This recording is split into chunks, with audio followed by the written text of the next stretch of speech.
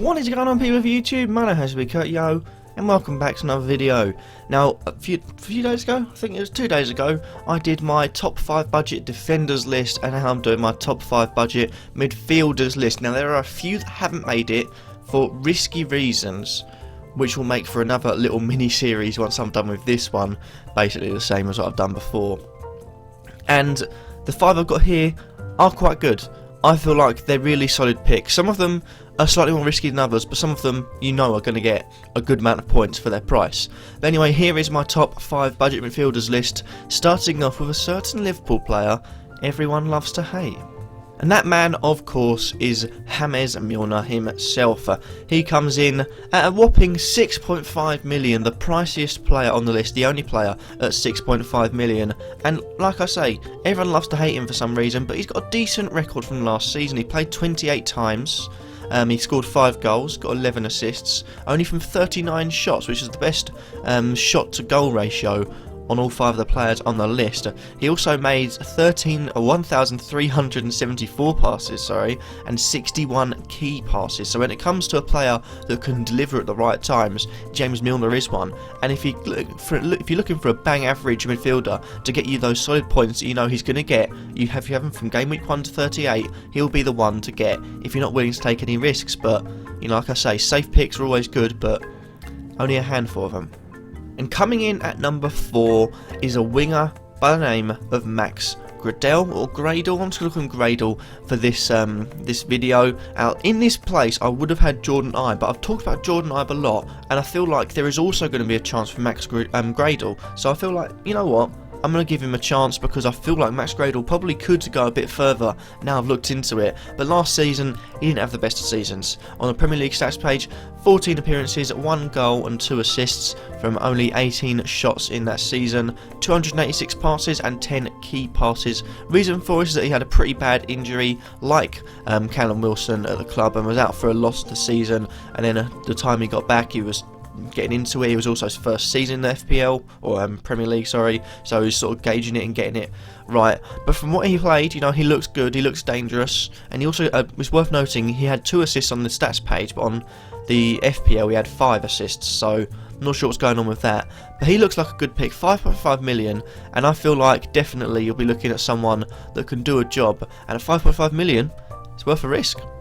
And coming in at number 3 spot is Nathaniel Redmond, my favourite player from Football Manager, just because he'd always be quite cheap and you'd always be able to move him up in potential, and quite often I'd just sell him on for a lot more. But he comes in as a transfer, and then the first transfer from this list. He goes from Norwich, who got relegated unfortunately, to Southampton, and his record last season was pretty good considering he played at Norwich. He had 35 appearances, 6 goals and 3 assists from 54 shots, and then he had 974 passes with 45 key passes. Now, all this is looking, you know, pretty poor, but considering he's playing for Norwich, who are a pretty poor side, you can understand why. And he's moving to Southampton, who have sold Sadio Mane, who could play anywhere on the front line, so right wing, left wing and behind the striker. Where can Redmond play? Right wing, left wing, behind the striker. Very pacey, very quick.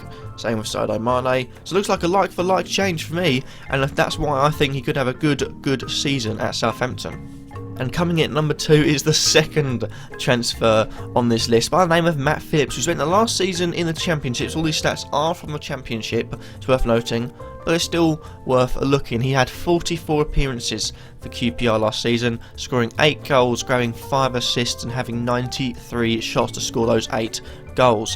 He had 978 passes with 65 key passes. Now, Matt Phillips has always been a player that can bang one in from wherever. He scored half his goals last season from outside the box, and I'm sure you'll remember that goal he scored from QPR when he was in the Premier League himself. He is definitely a dangerous player. From anywhere on the pitch, he can do damage, and considering he plays in a rather Pulis looking West Brom, he'll be the flair player to come out and do something magical. And considering he can score from anywhere, I feel like that'll bode well if he's not allowed to attack from the Pulis mentality. But either way, Phillips I feel like will have a good season, valuing in just a small price of 5.5 million. And finally, number 1 on the list, it has to be Feghouli. Now, he had a stinker of a last season at Valencia, an absolute stinker. He played 21 times, scoring just 1 goal and grabbing 1 assist, and also having 22 shots to score that 1 goal. Pretty poor, I know. He only had 464 passes as well, and just picked up 26 key passes.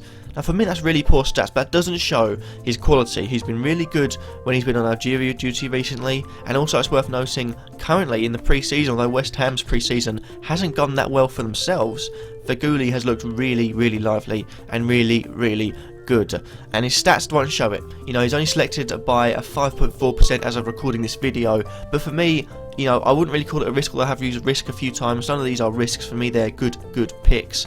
And this one is not a risk. I feel like he'll definitely do well, mark my words, in the Premier League. And it'll be interesting to see, for me at least, how many goals he does score. Can he be the new Riyad Mahrez? I think he's definitely got potential to be. And that is that from this video. Hopefully you have enjoyed. On the 5 picks I'll remind you of as of right now are Muller in 5th, Gradle in 4th, Redmond in 3rd, Phillips in 2nd, and Feghouli in 1st. Thank you all for watching, hope you have enjoyed. Who are you looking at for your budget midfield options? You can't have 5 expensive midfielders, everyone's got to have that budget option. Would it be someone like Darren Fletcher at 4.5 million, just to sort of give you more money elsewhere because he's not really going to play? Let me know in the comment section down below. Remember to like, comment and subscribe, and I'll see you all in the next video, hopefully in the next few days, the attackers. Peace.